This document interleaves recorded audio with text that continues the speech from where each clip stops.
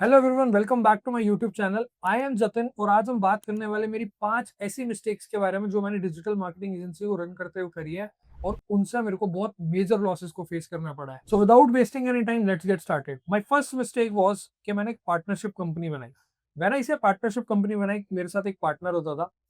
मैं ये नहीं कहना चाहता हूँ कि पार्टनर रखना गलत बात है या फिर पार्टनरशिप कंपनी नहीं चलती। ऐसी बहुत सक्सेसफुल कंपनीज है जो मल्टीपल पार्टनर्स के साथ बिलियन डॉलर बिजनेस कर रही है। बट मेरे साथ क्या हुआ था, जैसे ही मैंने बिजनेस में एंटर करने के बारे में सोचा था, मैंने पार्टनरशिप में आके इस बिजनेस को शुरू किया था क्योंकि मुझे समझ नहीं आ रहा था मेरे को अकेले क्या करना है। और वो मेरी सबसे पहली मिस्टेक थी, क्योंकि मेरे को पता होना चाहिए मेरा पार्टनर एग्जैक्टली है कैसा, और मेरे को पता होना चाहिए कि मेरे को किस टाइप का पार्टनर अपनी कंपनी के अंदर रखना है, ना कि जस्ट बिकॉज मेरे को एक बिजनेस शुरू करना है और वो पार्टनर मेरे को ठीक लग रहा है तो मैंने उसको ऑनबोर्ड कर लिया। तो इन फ्यूचर क्या हुआ, जब हम दोनों साथ काम कर रहे थे तो मेरे और उसके स्किल्स बहुत अलग थे। मैं सिर्फ बिजनेस डेवलपमेंट में लगा रहता था, क्लाइंट्स को ऑनबोर्ड करता रहा, ऑनबोर्ड करता रहा, ऑनबोर्ड करता रहा।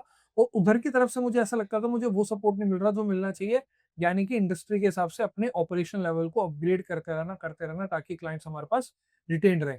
सो इस मिस्टेक को अवॉइड करने के लिए यू हैव टू सी कि आपको किस टाइप का एग्जैक्ट पार्टनर अपनी कंपनी के अंदर चाहिए, क्या उसके लिए वो एलिजिबल है भी या नहीं है, या फिर आपको बिना पार्टनरशिप के ही कंपनी को कंटिन्यू करना चाहिए। जैसे आज के टाइम में पिछले 1.5-2 साल से मैं अपनी कंपनी अकेले चला रहा हूँ और बहुत अच्छी स्टेबिलिटी से हम कंपनी को ग्रो कर पा रहे हैं month on month.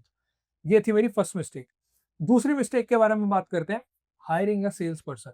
90% of the companies और 99% ऑफ द कंपनीज सिर्फ एक पैरामीटर पे चलती है, कैश फ्लो के मामले में, वो है सेल्स। मेरी कंपनी भी सेल्स ओरिएंटेड कंपनी होती थी, but when it comes to industry like service industry company, digital marketing companies हो गई, चार्टर्ड अकाउंटेंट्स हो गए, या फिर अलग अलग टाइप की कंपनी जो सर्विस इंडस्ट्री में होती है, उनको सेल्स से ज्यादा एक चीज पे फोकस करना चाहिए, हुआ कस्टमर रिटेंशन। तो मैंने क्या किया था, हमारा फोकस कभी सेल्स के अलावा कस्टमर रिटेंशन पे ज्यादा गया ही नहीं। तो हम दो दो बीडी हायर कर लेते थे, बिजनेस डेवलपमेंट एग्जीक्यूटिव्स अपनी कंपनी में। बहुत सारे मार्केटिंग कैंपेन्स रन करते थे, लीड्स आती थी, हम उन पे कॉलिंग करते थे और सेल्स कन्वर्ट करते थे। तो क्या होता था, सेल्स भी आती जा रही है, पीछे से क्लाइंट ड्रॉप भी होते जा रहे हैं। हमें क्या दिखता था, रिवेन्यू किसी महीने बढ़ गया थोड़ा सा और अगले महीने फिर से उतना हो गया और क्लाइंटल हमारा उतना का उतना ही है। तो सेल्स टीम को हायर करने से पहले प्लीज मेक श्योर कि आप 10-15 प्रोजेक्ट्स जो आप अपने रेफरेंसेस में से लेके आए हो उनको रिटेन करना सीखो, ताकि जो आने वाले टाइम में आप सेल्स लेके आओगे बिजनेस डेवलपमेंट के थ्रू एक्सपेंशन के टाइम पे, उनको आप अच्छे से रिटेन कर पाओ। Mistake number 3 is not doing personal branding consistently. मेरे को ऐसा लगता है, मैं पिछले 4 साल से वीडियोस बना रहा हूँ, ठीक है, और हर बार जब भी मैंने वीडियो बनाई है लोगों ने मेरे को अप्रिशिएट ही किया है कि तू बहुत अच्छा इन्फ्लुएंसर बन सकता है या फिर तू बहुत अच्छी वीडियोस बना सकता है, तेरे इतने ज्यादा फॉलोअर्स होने चाहिए। बट जब जब मैंने वीडियोस बनाना शुरू किया, फॉर सम और अदर रीजन, मैंने हमेशा 1 महीने बाद छोड़ दिया है। रिसेंटली अभी मैं आपको मई 2025 की केस स्टडी बताता हूँ, मैं ऐसे ही मोटिवेट हो गया, मैंने राउंड अबाउट महीने में 17 वीडियोस डाली।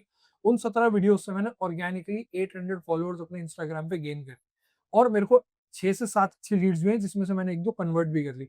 बट स्टिल क्योंकि मैं हमेशा पर्सनल ब्रांडिंग में इनकंसिस्टेंट रहा हूँ, तो मैंने फिर से उस चीज को छोड़ दिया और अब मैंने वापस शुरू किया। इनकंसिस्टेंट रहने की वजह से क्या हुआ है कि कंपनी की विजिबिलिटी उस लेवल पे नहीं बन पाई जिस लेवल पे मैं डिजर्व करता हूँ। आज कंपनी को 5 साल हो गए, अगर मैंने अपनी पर्सनल ब्रांडिंग को कंसिस्टेंट रखा होता, जैसे कि बहुत सारे इन्फ्लुएंसर्स जिनके 100K सब्सक्राइबर्स हैं, 5 लाख इंस्टाग्राम पे फॉलोअर्स हैं, जो मुंह मांगा पैसा ले पाते हैं, मैं वो नहीं ले पाता हूँ। मुझे कहीं ना कहीं अपने पेमेंट टर्म्स पे कॉम्प्रोमाइज करना पड़ता है। तो ये एक इनडायरेक्ट लॉस है, बट एक बहुत मेजर लॉस है। आज अगर मेरा रिटेनर ऑन एन एवरेज 50,000 का महीने का है या 50,000 रुपीज महीने का है, तो वो रिटेनर शायद आज 2 या 3 लाख रुपए महीने का हो सकता था, जो कि एक बहुत बड़ा इनजस्टिस है जो मैंने अपने साथ किया हुआ है।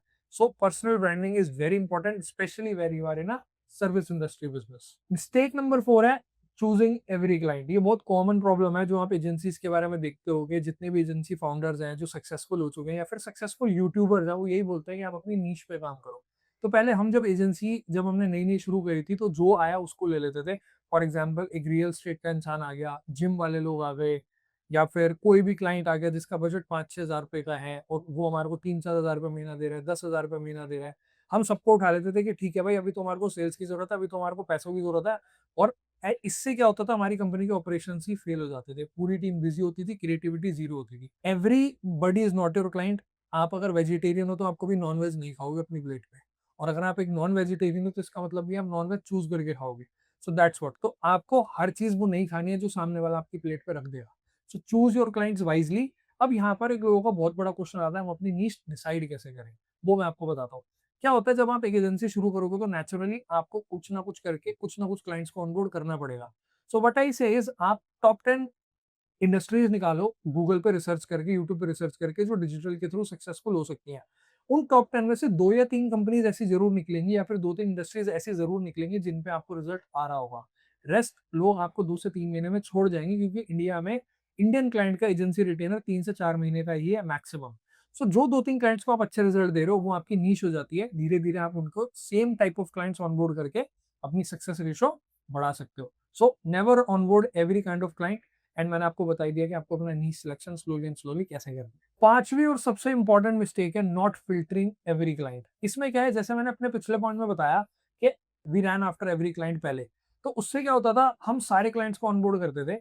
अब जब मैं बोल रहा हूँ नॉट फिल्टरिंग द क्लाइंट, इसमें क्या होता है, मान लो हमने एक अपनी नीश भी चुन ली, वहां पर भी हमारे को उनकी डिस्कवरी कॉल अच्छे से करनी होती है कि क्या ये क्लाइंट सही मार्केटिंग माइंडसेट से आया भी या नहीं आया है।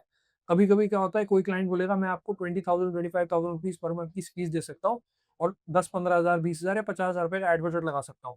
तो वो आपकी टीम के ऑपरेशंस के लिए दिमाग खा जाएगा पूरा का पूरा, मुझे ये भी करके दो, वो भी करके दो, मैंने तो 50,000 रुपए दे दिया, मेरी सेल नहीं आई है। तो checking the client is valuable or not is also very important. So this is called as client filtration. तो आपको अपनी एजेंसी के पैरामीटर सेट करने होंगे। जैसे मैंने कुछ पैरामीटर सेट किए हुए हैं कि अगर क्लाइंट इन 5 चेकलिस्ट में फॉल करता है तो ही हम उसको ऑनबोर्ड करेंगे, otherwise we are not going to onboard them, चाहे वो हमें 3 लाख रुपए महीना भी पे करने के लिए रेडी हो जाए।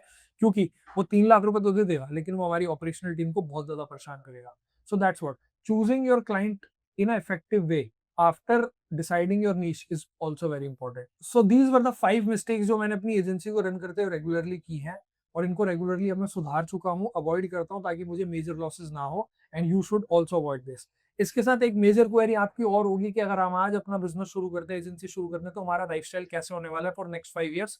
अगर आप ये जानना चाहते हो तो मेरी एक वीडियो है जो मैंने लास्ट टाइम डाली थी, आप उसको जाके क्लिक करके देख सकते हो, स्क्रीन पे अपीयर हो जाएगा अभी उसका thumbnail. You will get to know more about how entrepreneur lives. Thank you so much.